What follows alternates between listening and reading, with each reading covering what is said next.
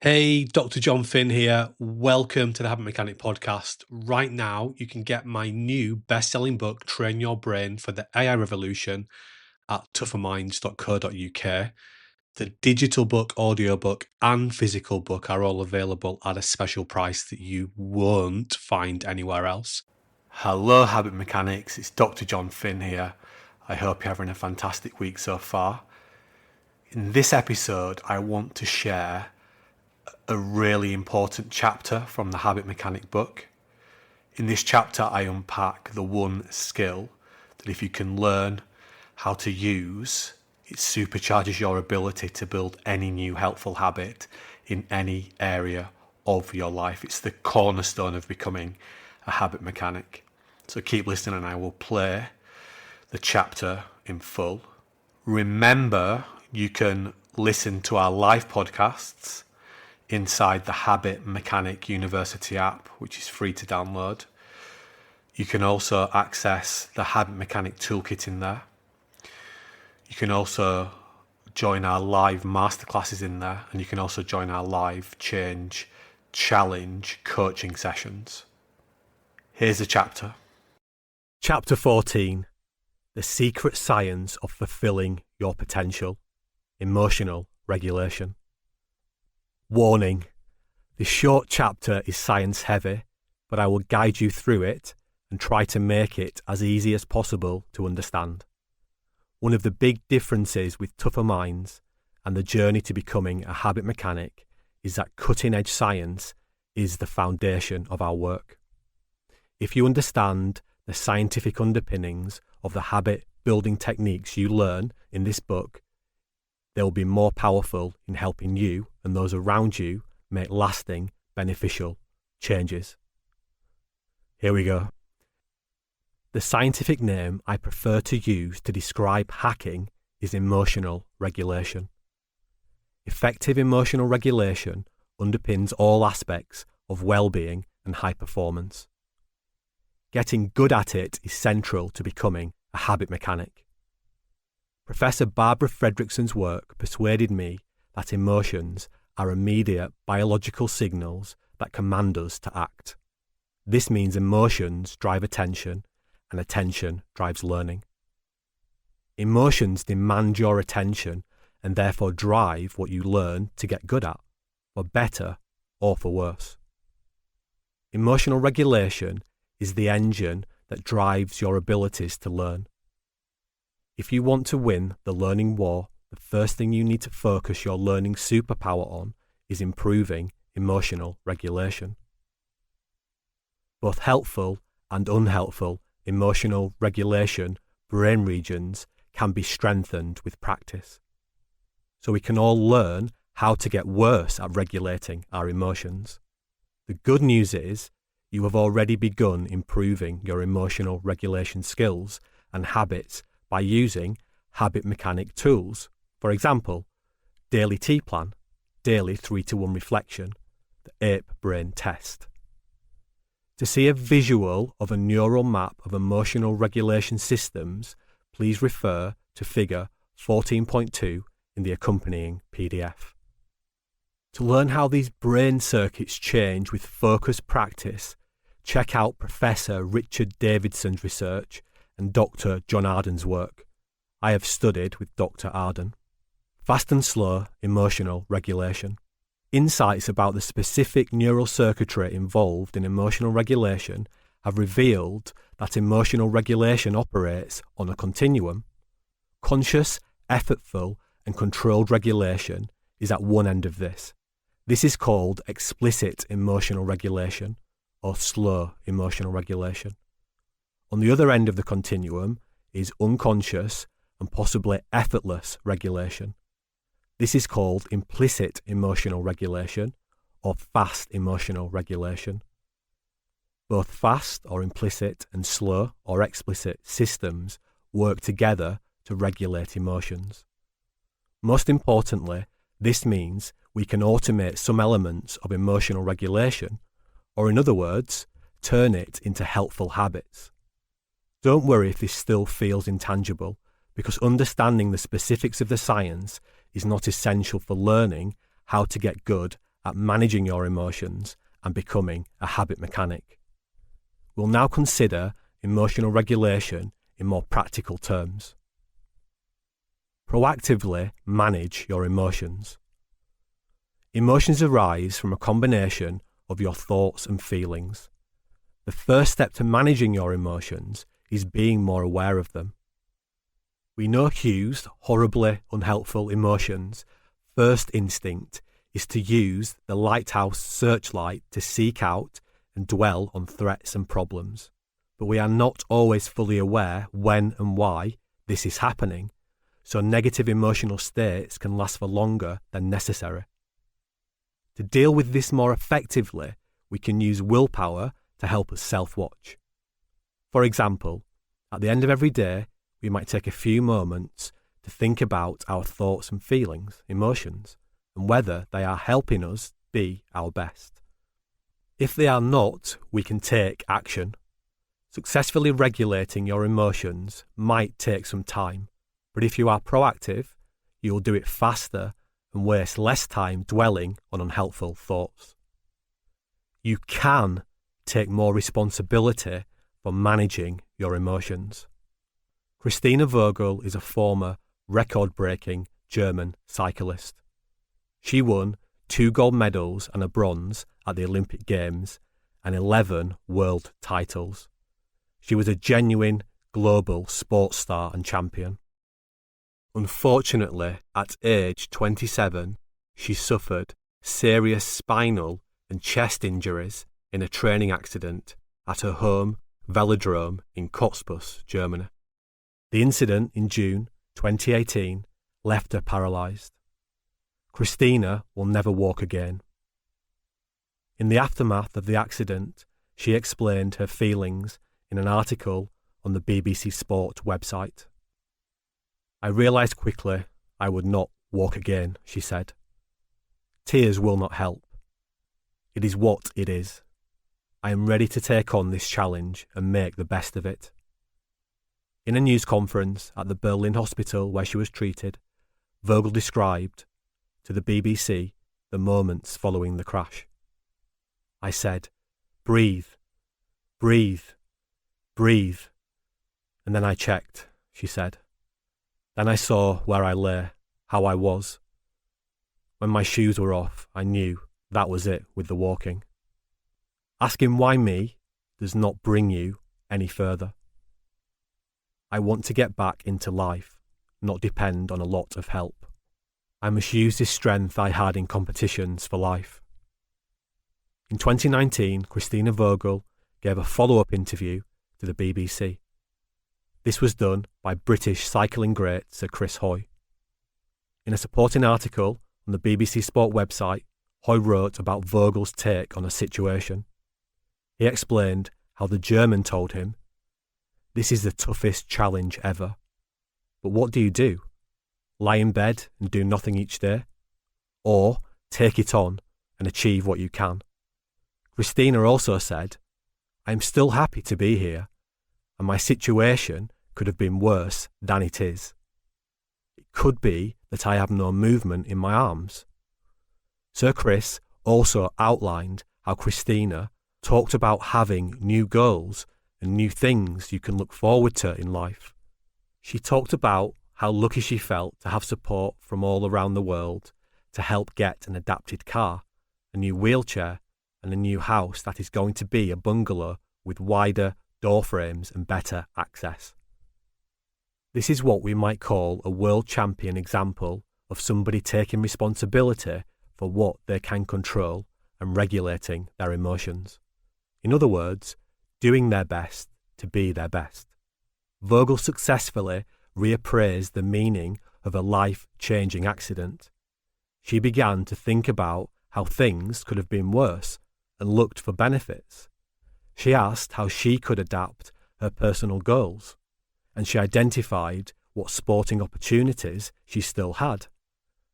Just like Christina, you can also learn to think about your life circumstances in a much more helpful way.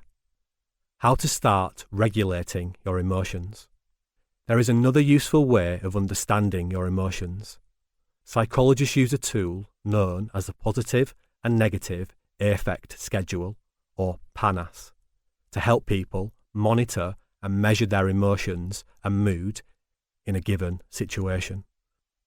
The PANAS emotions are shown in figure 14.3 of the accompanying PDF. This shows the PANAS emotions organised as main emotions and subcategory emotions, as detailed on the PANAS questionnaire. I will use the PANAS emotions to explain an example emotional journey after a stressful experience and show how we can take more control over our emotions than we imagine. An example of successful emotional regulation. Imagine going into a peer review meeting at work. You are very confident. You've been telling your friends and family you'll receive an increase. But in the meeting, you are told otherwise. This is a major disconnect between what you expected and what actually happened.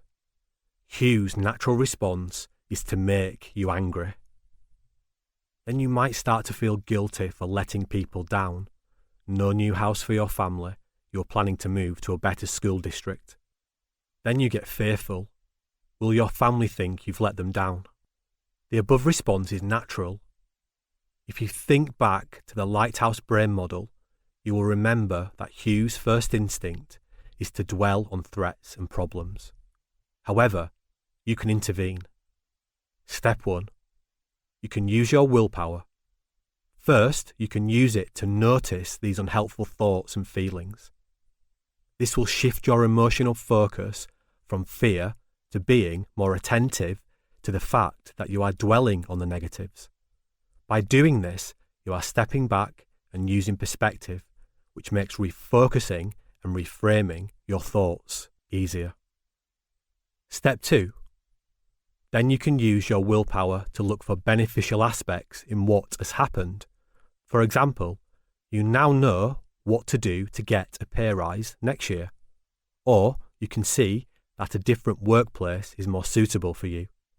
You start to feel excited about the future. You realise you can make your family proud after this setback. You start to feel much stronger. This may happen over days or weeks. The key is to proactively manage your thoughts and deliberately pay attention to more helpful ones. I will show you how in chapters 22 and 23. Doing this will help you manage your emotions and thinking and take more control over your life. This is the essence of successful emotional regulation and central to becoming a habit mechanic. When we encounter a stressful situation, we cannot avoid feeling stressed. But habit mechanics recognise that they do have some level of control over their emotional states, and they definitely have more control over them than anybody else. Me-power conditioning, deliberately working towards being our best, empowers us to do our best to be our best. Habit mechanics take responsibility for doing this. Proactively shifting your attention from unhelpful to helpful thoughts will save you time. Instead of spending weeks dwelling, you could deal with negative emotions in a day, an hour, or even minutes. This makes it much easier to achieve your health, happiness, and performance goals. If it is helpful, take a moment to make a few notes about or think about how good you are at noticing and managing your unhelpful emotions. If you manage people, take a moment to make a few notes about or think about how good you are at noticing and managing their unhelpful emotions. How will improving my emotional regulation make me happier? What is happiness? My understanding of what it means to be happy is drawn from two broad schools of thought. One is called the hedonic approach. This focuses on achieving a state of happiness via experiencing positive emotions by pursuing pleasure, doing things that make you feel good in the short term, and avoiding pain, boredom, and stress. The other is called the eudaimonic approach. This focuses on delaying short-term gratification in pursuit of bigger, more meaningful goals. This sometimes means experiencing negative but helpful emotions, for example, pain, boredom, and stress. This could mean, for example, resisting the desire to check your phone so you can focus on writing your book, or defying Hugh's desire to watch the next episode of your favourite TV show so you can get to bed on time, or making yourself do your daily, weekly, and monthly planning and reflection exercises, even though it is not always that enjoyable and there are other things your Hugh would prefer to do. For simplicity, we will refer to the hedonic approach as pleasure and to the eudaimonic approach as habit mechanic development. To achieve happiness, first we need our brain to be working well. Therefore, we need good sleep, diet, and exercise habits. We will cover this in Chapter 19. And to have positive personal relationships. Think about the P, perceived, in ape. Then we need to strike a balance of both pleasure and habit mechanic development. Why is striking this balance difficult? Hugh can have a profoundly negative impact on how engaged, fulfilled, and satisfied you feel with life. The problem is that the activities we engage in to pursue pleasure, the hedonic part of the happiness equation, can be very rewarding for Hugh, meaning that we can become addicted to them and they can become unhelpful habits. By addiction, I mean that we continue to engage in behaviours even though they are having negative consequences on our health, happiness, and being our best. For example, you know that checking your phone as regularly as you do is not good for you, but you can't stop yourself. The trouble is that the states of pleasure we derive from these experiences disappear quickly, and our happiness returns to levels it was at prior to the experience, or worse still, even lower.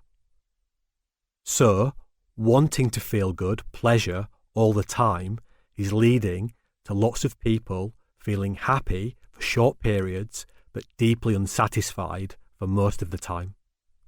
Also, wanting to feel good, pleasure, all the time is not always compatible with great sleep, diet and exercise habits and great relationships with other people.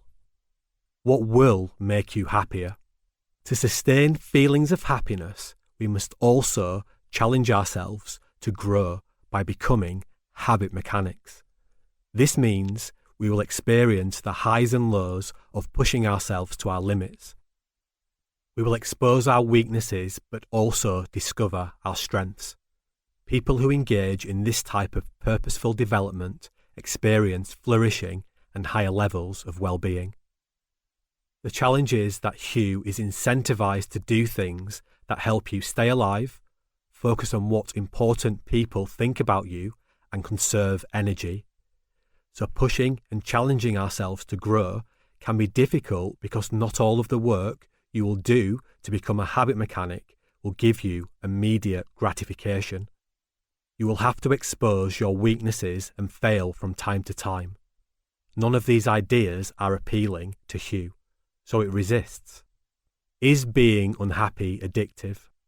Hugh can become addicted to pursuing pleasure, hedonic states, and it can compel you to avoid habit mechanic development activities, eudaimonia. This is because challenging yourself to do better can expose your weaknesses. So Hugh talks you out of engaging in challenging developmental processes, or talks you into giving up and then beats you up for failing or not trying at all. So pursuing happiness is one thing, but achieving a good balance of pleasure and habit mechanic development is another.